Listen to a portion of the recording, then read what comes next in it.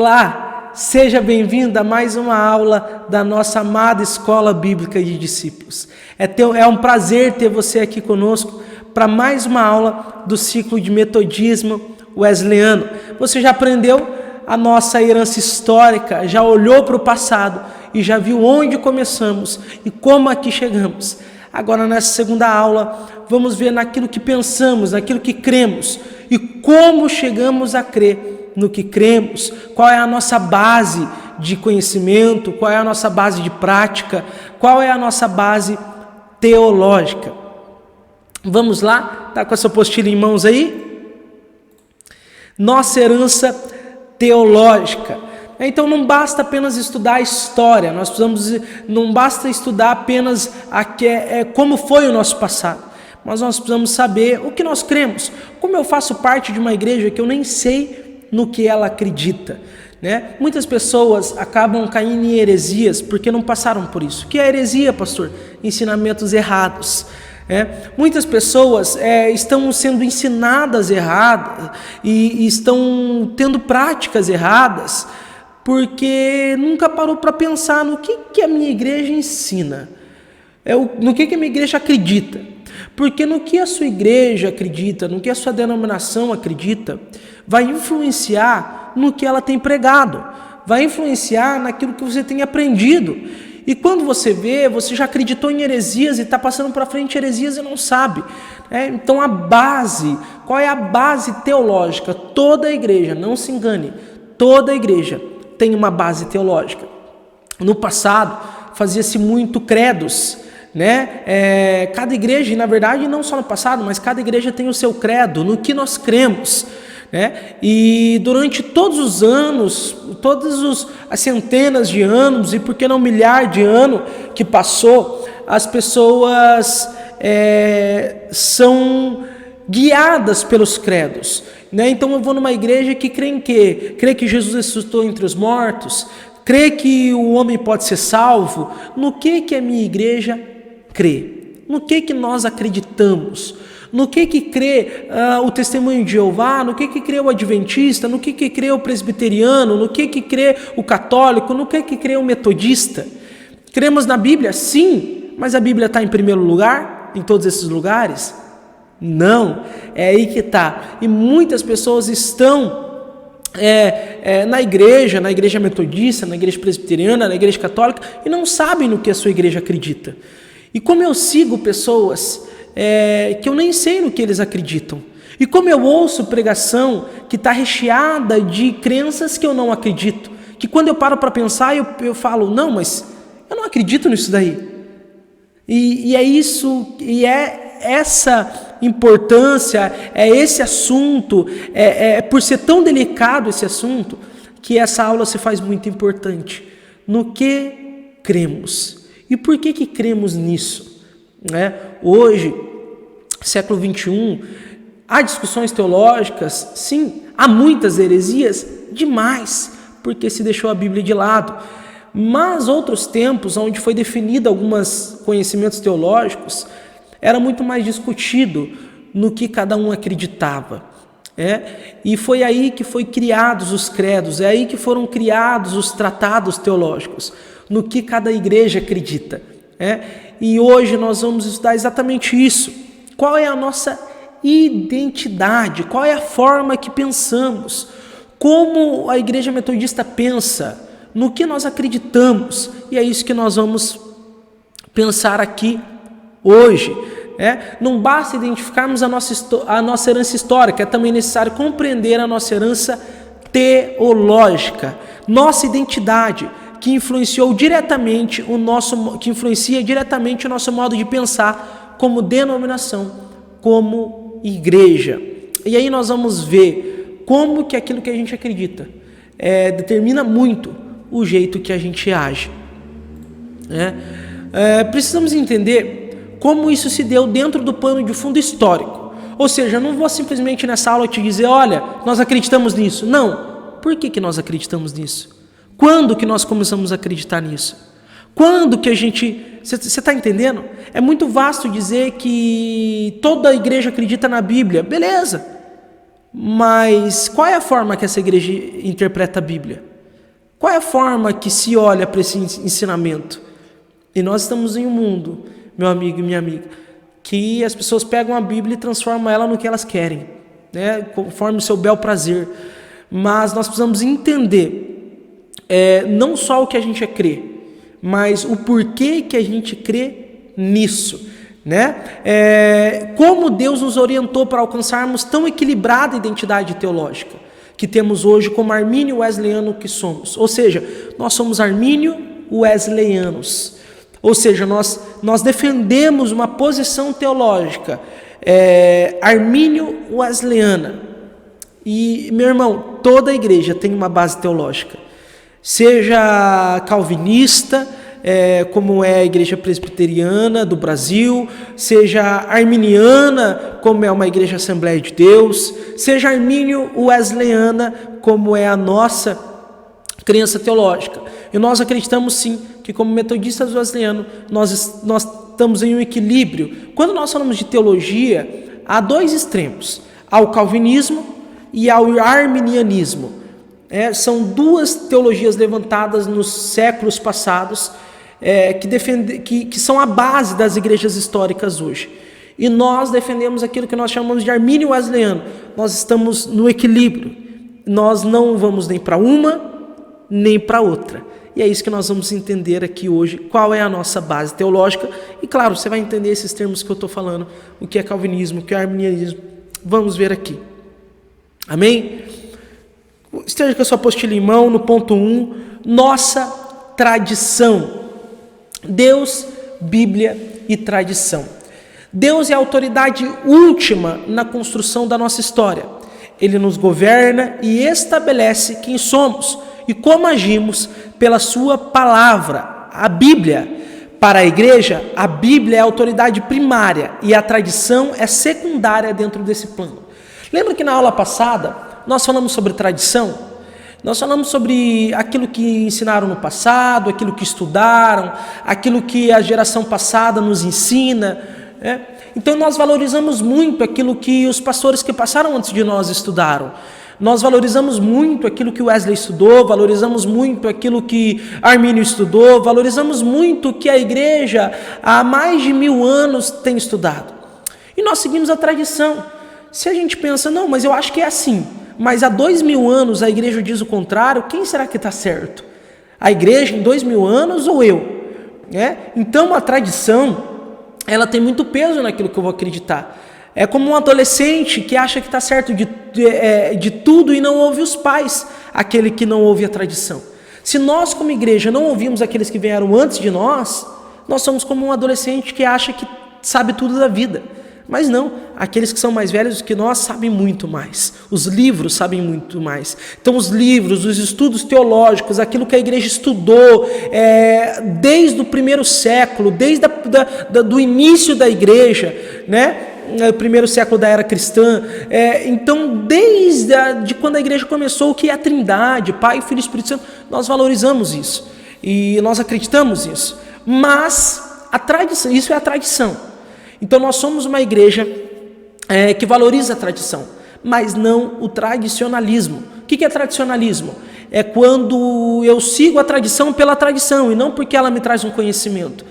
É quando eu faço e eu nem sei por que eu estou fazendo aquilo dali, porque me ensinaram daquele jeito, então eu faço. Mandaram eu usar calça, então eu uso. Você está entendendo? Não, nós valorizamos a tradição e não o tradicionalismo. Mas acima da tradição, para nós, como base de tudo, está a palavra de Deus, está a Bíblia. Ela é a autoridade última, é o nosso manual de fé e prática. Meu amado irmão, a Bíblia é a autoridade suprema sobre a vida do cristão. E nós, como igreja metodista wesleyana, nós temos a Bíblia como autoridade última mesmo. Ah, mas o bispo diz tal coisa.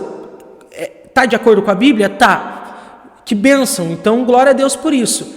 Não está de acordo com a Bíblia, então eu fico com a Bíblia e não com o bispo. Eu fico com a Bíblia e não com a igreja metodista wesleyana. A Bíblia, ela está acima de todas as coisas, ela é a verdade, ela é a autoridade última. Quando você pega, por exemplo, o catolicismo, No catolicismo, a autoridade última é o Papa. Aquilo que o Papa diz está acima das Escrituras. A Igreja Católica, eles acreditam que a Igreja Católica está acima das Escrituras. E isso para nós é uma heresia. E isso para nós nós não concordamos. Nós concordamos que a Bíblia está acima da Igreja, independente qual igreja seja.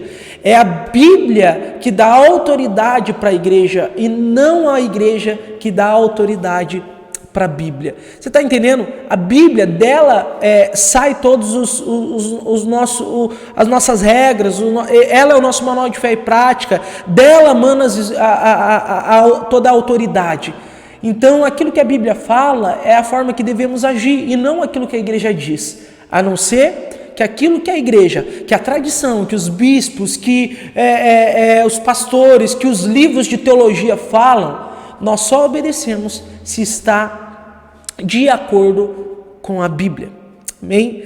Eu sou um pouco enfático, eu sou um pouco enérgico quando eu falo sobre isso, porque toda a heresia que nós vemos na internet hoje, a internet hoje é um celeiro de heresias. Ou seja, você entra no YouTube e você consegue ouvir a mensagem que você quiser, que agradar mais você, porque eles distorcem a Bíblia. E a própria Bíblia diz que no fim dos tempos distorceriam a palavra de Deus. Então, para a Igreja Metodista Wesleyana, a Bíblia é inerrante, ela é infalível e ela é imutável.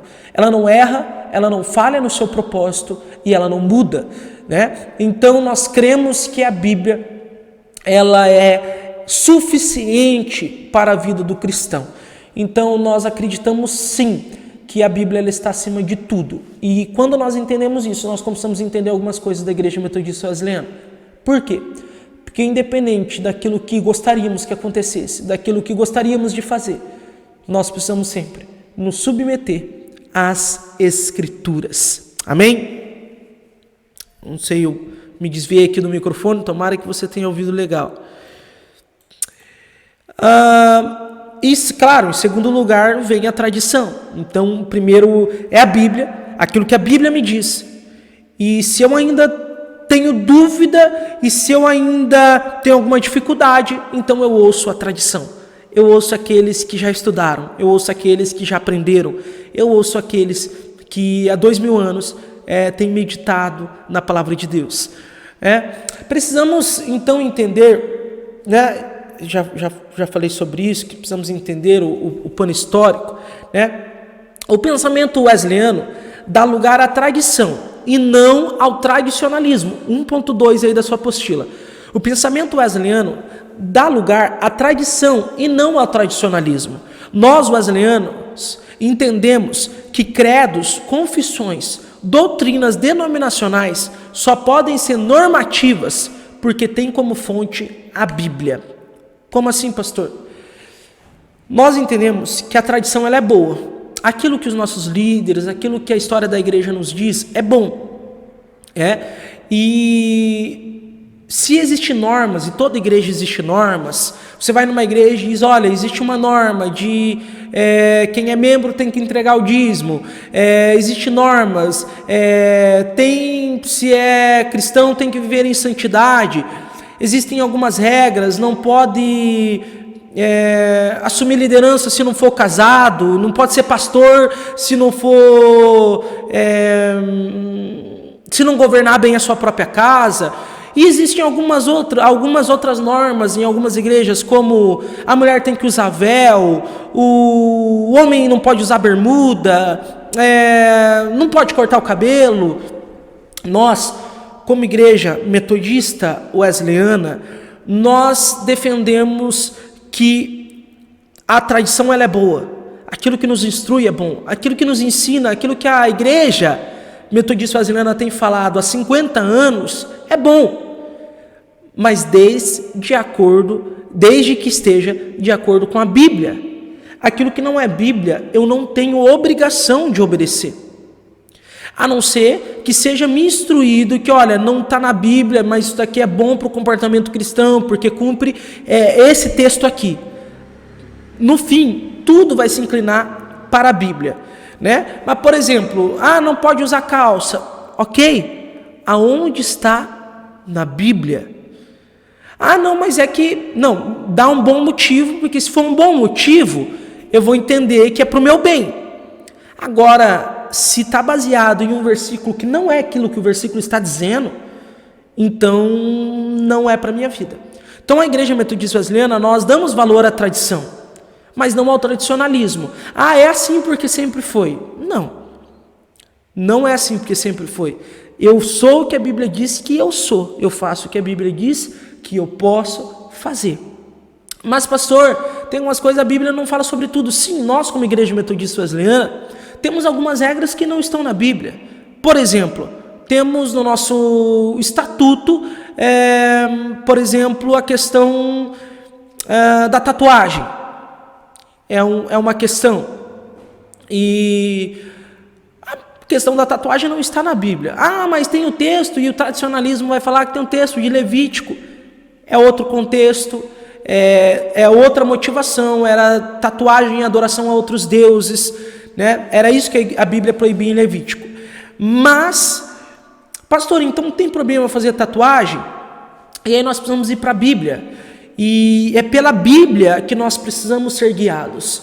E sempre a instrução que nós damos, e claro, eu ouvi aqueles que vieram antes de mim e processei isso como jovem, e depois eu passo para frente, qual é a motivação que eu farei aquilo? É para satisfazer uma necessidade da minha alma? É para satisfazer um vazio? É vaidade?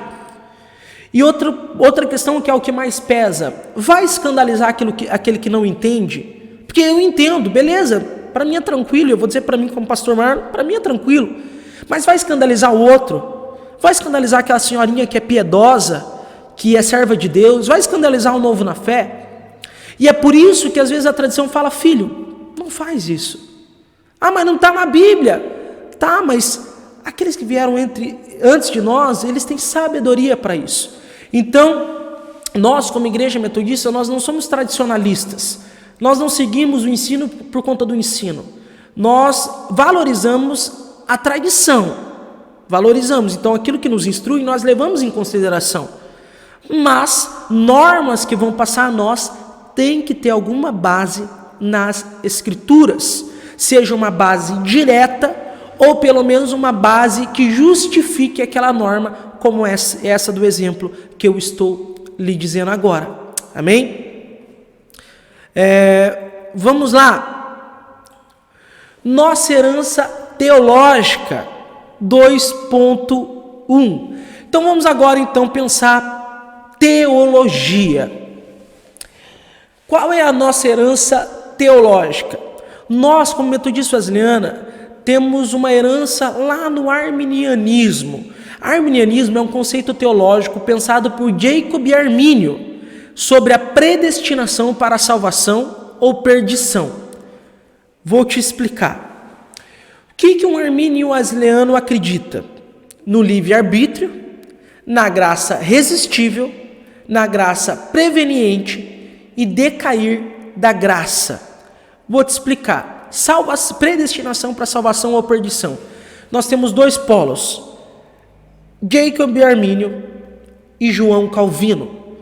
Esses dois homens foram homens que se levantaram na história da igreja, primeiro Calvino e depois Armínio, se levantaram na história da igreja defendendo uma teologia da salvação, né? Uma soteriologia sobre a predestinação. O que é isso, pastor? Calvino, ele defende, o calvinista, melhor dizendo, ele defende que uma pessoa, ela é predestinada para o céu e outras pessoas não são predestinadas para o céu. Eu vou te explicar. Um calvinista, ele acredita que tem lá o João e a Maria, e ele acredita que Deus escolheu quem seria salvo desde que a pessoa nasce ou antes de que a pessoa nascesse. Deus escolhe aquela pessoa para ir para o céu e deixa que a outra seja condenada para o inferno. Então, na compreensão calvinista, Deus predestinou os seus eleitos, ou seja, Deus escolheu, elegeu algumas pessoas só para ir para o céu, não todas. Deus escolheu apenas algumas pessoas para ir para o céu. Pastor, e as outras? As outras pecaram mesmo, todos pecamos. Para o calvinista, estou explicando a posição calvinista. Todos pecamos. Então todos merecíamos o inferno. Mas Deus escolheu predestinar alguns para os céus. Escolheu levar alguns para os céus e deixar que os outros ficassem no inferno. É mais ou menos isso. Deus escolheu quem ia para o céu. Então, no decorrer da minha vida, eu vou apenas descobrir que eu sou um eleito. Eu vou apenas descobrir que eu sou salvo. Mas, na verdade, quem escolheu não fui eu. Quem escolheu ir para o céu, quem escolheu estar com Jesus não fui eu. Na verdade, Ele me predestinou e uma hora ou outra da minha vida eu descobriria isso. Ele escolheu alguns para ir para o céu e logo outros para o inferno. Isso é o que o calvinista acredita. Nós, como armínio wesleyanos, não conseguimos acreditar nisso. Muita coisa do calvinismo é boa, nós não descartamos o calvinismo. Muito do que Calvino defendeu é bom, mas basicamente a doutrina da predestinação nós não acreditamos. Nós acreditamos naquilo que Armínio defendeu, e Wesley ele trouxe mais um equilíbrio para isso, que sim, todos, porque é o que a Bíblia diz, não é? Em João 3,16, porque Deus amou o mundo de tal maneira, nós acreditamos, e segundo o arminianismo, Deus morreu por todos e quer que todos sejam salvos. E a salvação é para todos. Deus não escolheu apenas alguns para ir para o céu. Na verdade, Ele morreu para que todos fossem salvos. Porque o desejo de Deus é que todos sejam salvos. Porque Deus amou o mundo de tal maneira que deu o seu Filho unigênito para que todo aquele que nele crê não pereça, mas tenha vida eterna. Então, Armínio defendia que a salvação ela é para todos, e nós nós que escolhemos estar com Jesus e ser salvos ou não. E o calvinista defende que é Deus que escolhe quem vai ser salvo ou não. E nessa posição nós não acreditamos, porque nós não vemos um Deus de amor, um Deus que escolhe alguns para ir para o céu e outros para ir para o inferno. Não conseguimos ver nisso, mas acreditamos num Deus que coloca o céu para todos e disponibiliza a salvação para todos, e aí escolhe ser salvo quem quer, escolhe estar com Jesus quem quer. Amém? Mas essa posição, por que ela nasceu? Porque nós acreditamos, pela Bíblia, que o homem ele foi deturpado. Então, como diz a palavra de Deus em Efésios, nós estamos mortos em nossos delitos e pecados. Um morto pode fazer escolha? Como que eu escolho o bem, se a palavra de Deus diz lá, não existe bem nenhum em mim, depravação total, eu sou totalmente depravado? Como que eu escolhi Deus? Não foi Deus que me permitiu escolher Ele, não foi Ele que me ajudou a escolher Ele. E aí, Wesley ele vem e defende a graça preveniente, ou seja, sim, eu estava totalmente deturpado, eu não podia fazer escolha boa nenhuma, mas ele colocou em mim uma graça preveniente, ou seja, uma possibilidade, uma graça de que eu pudesse dizer sim ou não para ele. E eu tenho essa capacidade que ele me deu por graça de dizer sim ou não para ele. E é isso que faz com que todos possam ser salvos, e todos podem ser salvos. Mas existem aqueles que resolvem dizer não, existem aqueles que fecham o coração, a dureza de coração do homem faz com que ele não seja salvo. E aí então nós divergimos do calvinista. Então, se você for pegar, por exemplo, presbiteriana do Brasil, as batistas tradicionais, eles são calvinistas, e nós, metodistas wesleyanos e mais o povo pentecostal já parte mais para o arminianismo. Mas nós, como metodistas wesleyanos, nós não vamos totalmente para o arminianismo. mas nós vamos, por causa de alguns pontos, nós somos armínio-wesleyanos. O que nós cremos? No livre-arbítrio. Eu escolho. O calvinista não acredita. O calvinista acredita que é Deus que escolheu por você. Você não tinha possibilidade de escolher. Ele que te escolheu para ir para o céu e você não tem o que dizer. Ele que te escolheu para ir para o inferno, não importa o que você faça, você vai para o inferno. É isso, basicamente, que a doutrina calvinista acredita. E nós, como arminianos, armínio-wesleyanos, acreditamos no livre-arbítrio. Eu tenho a liberdade de escolha. E Ele me deu a graça preveniente de conseguir escolher a Ele. Essa é a graça que Ele me deu. E a graça é irresistível.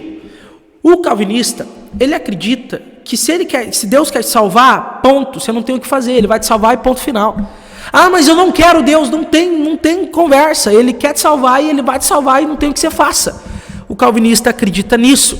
E nós não, nós acreditamos na graça resistível. O calvinista acredita que a graça é irresistível. Se Ele quer me salvar, Ele me salva e eu não consigo resistir. Nós acreditamos na graça resistível, ou seja, eu posso resistir sim, porque nós defendemos o texto que diz que quando a palavra de Deus diz não resistais ao Espírito Santo de Deus, né? Não resistais, não resistam ao que Ele está tentando fazer com vocês. Nós acreditamos que se eu fechar o meu coração, Ele não tem, não é que o Senhor ele não tem a capacidade, mas Ele não fere a minha liberdade, porque Ele me deu a liberdade e Ele não vai contra aquilo que Ele mesmo me deu. Ele me deu, o amor dEle me tornou livre e Ele não vai contra Ele mesmo, Ele não vai contra aquilo que Ele já fez. Então, ainda que doa nele, Ele não vai entrar em mim, Ele não vai ser aquele namorado, sabe, aquele marido, aquele relacionamento abusivo, aquele cara que fala, olha, se você não vai ser meu, você não vai ser de ninguém. Ele não é aquele cara que te prende. Deus, Ele é um Deus de amor, Ele te dá liberdade. Então, a graça é irresistível. Se você resistir, Ele não vai ferir. Por isso que a palavra de Deus diz, eis que estou à porta e bato. Ele não arromba a porta. O calvinista acredita que é irresistível. Ele arromba a porta sim e Ele que decide. Não. Nós acreditamos que Deus, na sua soberania, nos deu liberdade para escolher. Amém? Vamos lá. Graça preveniente, já falei, é a possibilidade que Deus dá ao nosso coração de conseguir escolher a Ele. E decair da graça, está aí outro ponto que nós diferenciamos tanto do calvinismo quanto do arminianismo. O arminiano acredita no decair da graça? Sim, o arminiano acredita. Então nós como arminianos acreditamos que podemos decair da graça. O que é isso, pastor? O calvinista ele acredita que uma vez salvo para sempre. Ou seja, eu entreguei a minha vida para Jesus, pronto, independente do que eu faça na minha vida, eu nunca vou perder a minha salvação. Eu nunca vou perder a minha salvação, independente do que aconteça na minha vida, eu nunca vou deixar de ser salvo. O calvinista acredita nisso, numa vez salvo para sempre. O arminiano não, o arminiano acredita que eu fui salvo, mas eu preciso manter a minha salvação. Eu preciso continuar caminhando com Cristo, porque se eu falhar, se eu cair, eu vou ser condenado. Qual é a diferença do arminiano para o armínio-wesleyano nesse ponto? O arminiano, ele acredita que todo dia ele pode perder a salvação. O arminiano, ele acredita que se ele cometeu aqui um pecado, ele pode ser condenado. Ele vai ser condenado. Por exemplo, vou exemplificar. O cara está vivendo em santidade, e de repente ele pecou. E logo que ele pecou, 10 minutos depois Jesus voltou. Ele acredita que ele vai para o inferno. Por quê? Porque o arminiano ele acredita que ele decai da graça. Eu sou salvo, mas eu preciso me manter em santidade, eu preciso me manter salvo, senão eu vou decair da graça. O armínio wesleyano ele pensa de maneira parecida, mas não exatamente igual. Por quê? Porque o armínio wesleyano ele acredita que ele pode decair da graça. Sim. Pela Bíblia, nós acreditamos sim que podemos decair da graça. Porque a palavra de Deus em Hebreus diz que aquele que foi iluminado, que experimentou o Espírito Santo, que viveu com Deus e abandonou, é impossível que ele seja restaurado. E meus amados irmãos, nós acreditamos que, e inúmeros textos vão nos provar isso, por exemplo, que nós precisamos manter a manutenção da nossa salvação. Precisamos, como a palavra de Deus diz lá em Apocalipse, né, conserve o que você tem para que ninguém lhe tire. E eu preciso manter, eu sou salvo, uma vez salvo, não salvo para sempre. Eu sou salvo, mas eu preciso caminhar com Jesus até o final. Porque se no final eu não estiver com Jesus, eu não vou ser salvo. Então eu preciso manter a minha salvação. E qual a diferença do armínio wesleyano para o arminiano? O arminiano acredita que qualquer pecadinho que eu cometa, eu caí da graça. O armínio wesleyano não. O armínio wesleyano, ele acredita que para ele decair da graça, ele precisa de fato ter abandonado Jesus. Ele precisa de fato ter se entregado àquela prática de pecado. Nós fazemos a diferença entre o pecado e a iniquidade. Um erro que eu cometi ou um erro que eu vivo cometendo. Então, para eu decair da graça, o que um armínio wesleyano acredita? Nós acreditamos que, pastor, eu pequei agora e Jesus voltou daqui a 10 minutos, eu vou para o inferno. Não. Cara, você está vivendo em santidade, você está vivendo com Jesus, você cometeu um erro.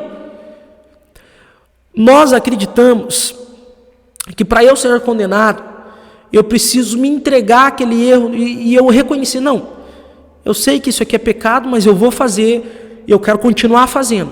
A partir desse momento, eu decaí da graça. Eu olhei para Jesus e disse, eu não quero o teu sacrifício, eu não me importo com a tua morte, eu quero cometer pecado.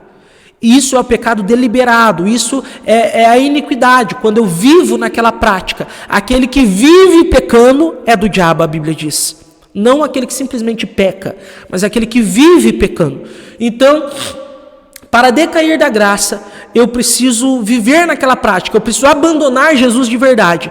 E aí sim, eu decaí da graça. Então, o armínio wesleyano, ele acredita que ele pode decair da graça, mas isso não é um errinho que eu cometi aqui no meu dia, mas eu também não acredito que uma vez salvo, salvo para sempre.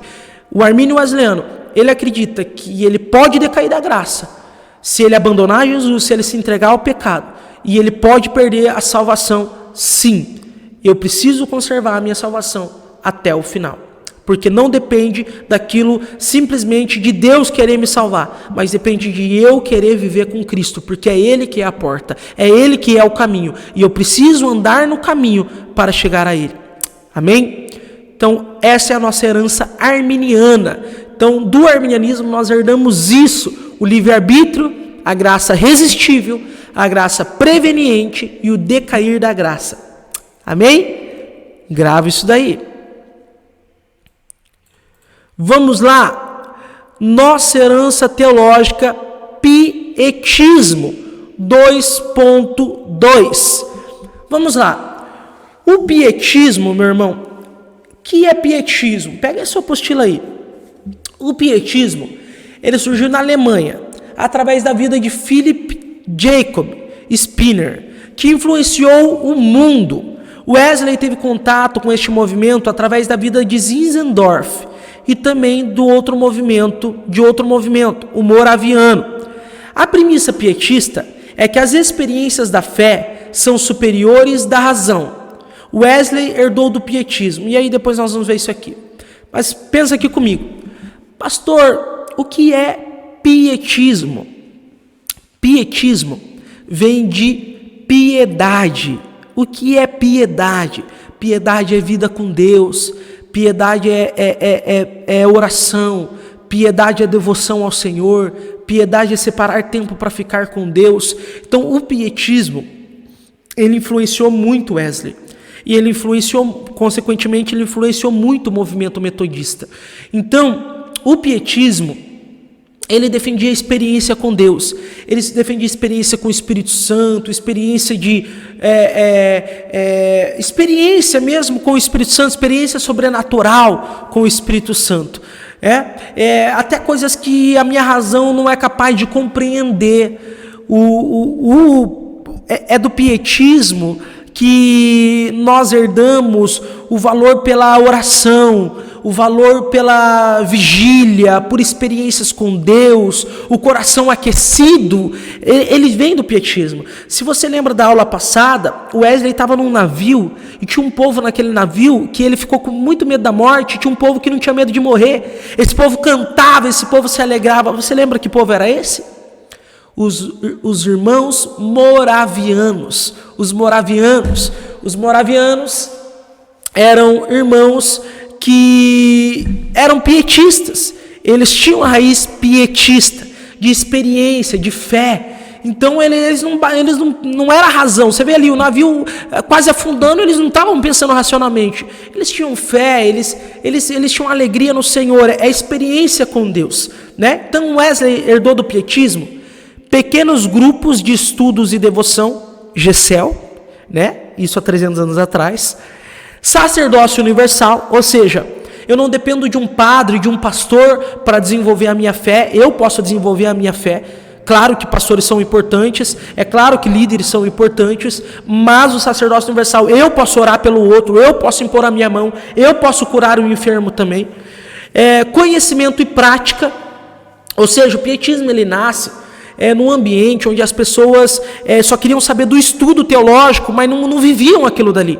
E o pietismo fala, não, eu preciso conhecer e eu preciso praticar, eu preciso viver o que a Bíblia diz, que a Bíblia está dizendo. Eu preciso viver o que eu estou estudando. Conhecimento e prática, lei do amor, tudo que vamos fazer, façamos pelo amor. Educação teológica, histórica, administração eclesiásticas e devocional. Falamos tanto sobre devocional, porque o devocional é uma base da vida cristã. É um tempo com Deus, experiência, leitura da Bíblia, oração, louvor, meditação. Tudo isso herdamos do pietismo. E às vezes você fala, nossa, tudo isso aqui é falado na igreja, sim. E isso aqui não nasceu da nossa cabeça. Né? Falar sobre pequenos grupos, falar sobre sacerdócio universal, sobre vida devocional, não veio do nada, não foi o pastor Marlon que inventou. Isso daí vem lá do pietismo, né? Esse povo que influenciou tanto o John Wesley, que sabia tanto da Bíblia, mas sentia tão pouco dentro do seu coração, né? E é esse povo que influenciou para que ele tivesse a experiência do 24 de maio, a experiência do coração abrasado. Amém? Os moravianos eram ilustres em sua forma de pensar a missão da igreja. Foram os primeiros protestantes a colocar em prática a ideia de que a evangelização dos perdidos é dever de toda a igreja. Wesley começou a se aplicar mais assiduamente nas missões para alcançar rejeitados pela sociedade, a partir da percepção de como os moravianos estavam tão dispostos a encarar a morte em prol de levar o evangelho a quem precisava de vida. Meu amado irmão, os irmãos moravianos, eles são extraordinários.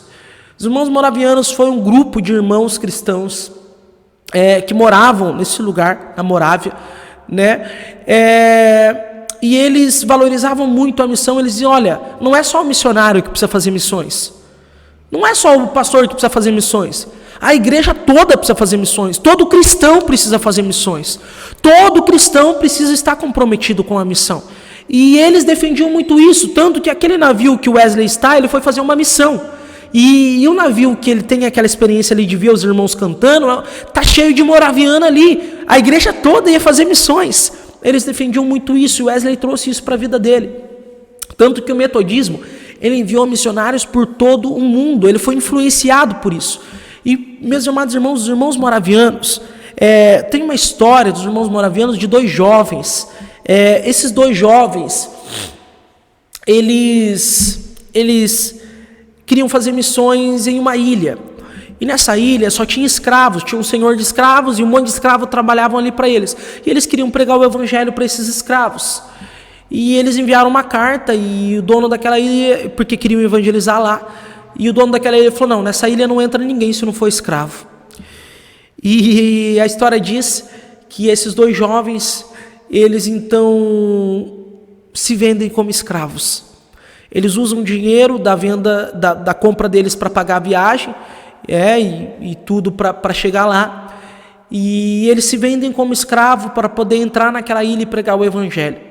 E a última notícia e a última visão que se tem desses dois jovens são eles indo com aquele navio em direção àquela ilha. Depois nunca mais se teve notícias desses dois jovens, porque eles entregaram a sua juventude, a sua vida toda para trabalhar como escravo, para poder pregar o evangelho. Esses são os irmãos morávios. E eles tinham um lema que diz assim: o cordeiro venceu, vamos segui-lo.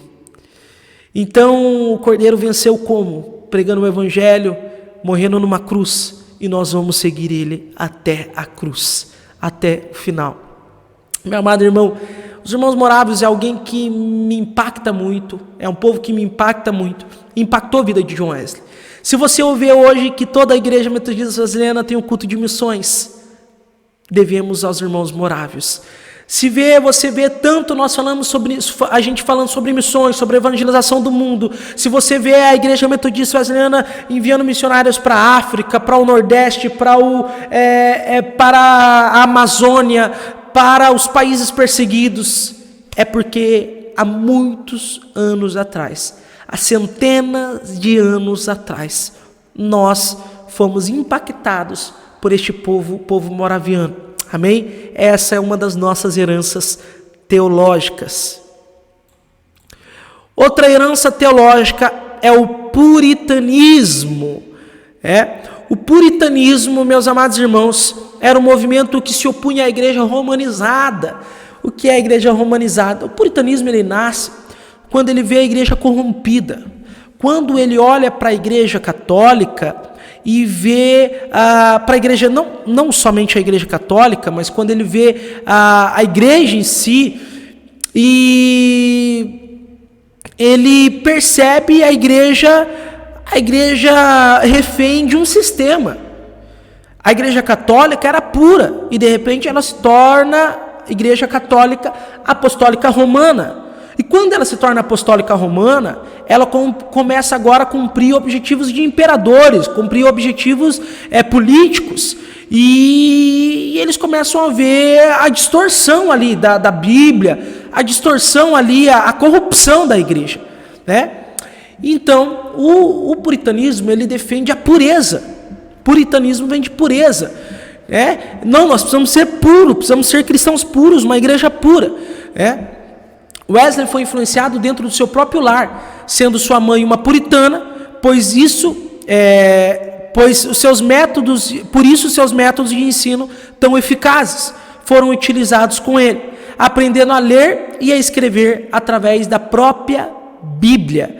Wesley adotou o mesmo princípio aprendido em casa quando criou escolas para ensinar as crianças que estavam nas ruas a ler e a escrever também através da Bíblia. Então o puritano defendia a Bíblia. Bíblia, tem que ser Bíblia. A nossa prática tem que estar na Bíblia. Aquilo que a gente acredita tem que estar na Bíblia. Não tem nada de igreja não, é Bíblia. Então o metodismo ele foi influenciado por isso hoje nós temos a Bíblia como base e defendemos tanto a Bíblia como manual de fé e prática e santidade. Herdamos também do movimento puritano.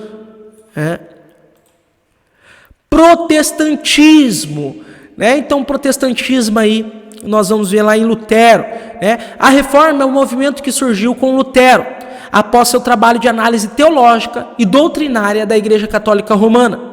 A reforma tinha como base o que se chama de 5 solas. O termo sola significa somente. Então, a base é somente as Escrituras, somente a graça, somente a fé, somente Cristo e somente a Deus a glória. Nas crenças wesleyanas, observamos o movimento da reforma e entendemos a autoridade das Escrituras, a justificação pela fé e o sacerdócio universal de todos os crentes. Então, é na reforma protestante, lá com Lutero, que é defendido que a Bíblia ela está acima de tudo. Então, Lutero ele defende o seguinte: as Escrituras somente. As Escrituras é o nosso manual de fé e prática. Somente a graça, mediante a fé. Ou seja, a salvação não vem por uma indulgência que se pagava na Igreja Católica na época. A salvação não está por causa de um padre, de um pastor, de um papa. É somente Cristo. Ou seja, é somente Cristo que me salva, não a igreja. Não é a igreja que me salva. E somente a Deus toda a glória. Eu não preciso glorificar papa, colocar a mão na cabeça, no crânio de João Batista, nada. É a Deus toda a glória. E a reforma defendia a justificação pela fé. Eu sou justificado pela fé e não é pela minha santidade. Não, eu não vou para o céu porque eu sou santo. Eu sou santo porque eu já estou no céu, porque eu já estou salvo mediante a fé em Cristo Jesus. Então, a reforma também defendia o sacerdócio universal de todos os crentes, ou seja, eu não dependo de padre, eu não dependo de pastor, eu não dependo de papa, eu não dependo de apóstolo, eu não dependo de um líder espiritual para viver a minha fé. Claro que eles são para a minha edificação, conforme diz a palavra do Senhor em Efésios 5. Mas, meus amados irmãos, a reforma defendia que todo cristão é um sacerdote. É o que diz a palavra de Deus. Nós somos sacerdócio real, todos somos ministros de Deus, todos somos sacerdotes do Senhor. Amém? E é por isso que nós defendemos, por exemplo, Gessel, qualquer um pode ser líder de Gessel, qualquer um pode orar pelo outro, pode clamar pelo outro, Deus faz através de todos, nós temos acesso livre a Deus. Amém? Vamos lá. Quadrilátero wesleyano. Então, o que um wesleyano acredita? Olha lá para a tua apostila. Primeiro lugar, Escritura é a autoridade primordial, é o manual de regra de fé e prática de um cristão. Nós, como metodistas wesleyanos, acreditamos que as Escrituras, elas são o manual de fé e prática do cristão. Segundo lugar, razão, a capacidade de decidir e adquirir conhecimento como ferramenta para a fé no estudo e exercício da meditação bíblica. Acreditamos que precisamos usar, sim, a nossa razão para estudar as Escrituras. Nós não acreditamos, como acredita a congregação cristã, que você não pode estudar a Bíblia e que tem que subir lá, abrir a Bíblia e pregar o que você entende ali. Não. Acreditamos que precisamos usar a razão para estudar as Escrituras. Precisamos usar a razão para estudar qualquer coisa. Precisamos usar a razão para exercitar a nossa fé, a nossa vida cristã. Tradição. Temos uma história de fé, conjunto de crenças, e ela testifica que somos e precisa continuar sendo escrita por nós na história. Então, nós temos uma história, como nós vimos na aula passada, e ela testifica do que somos, e precisa continuar sendo escrita por nós na história. Então, temos uma tradição e daremos continuidade à nossa tradição. E em quarto lugar, experiência. Solidifica a fé e nos leva mais próximo de Deus e a construirmos em nosso encontro devocional.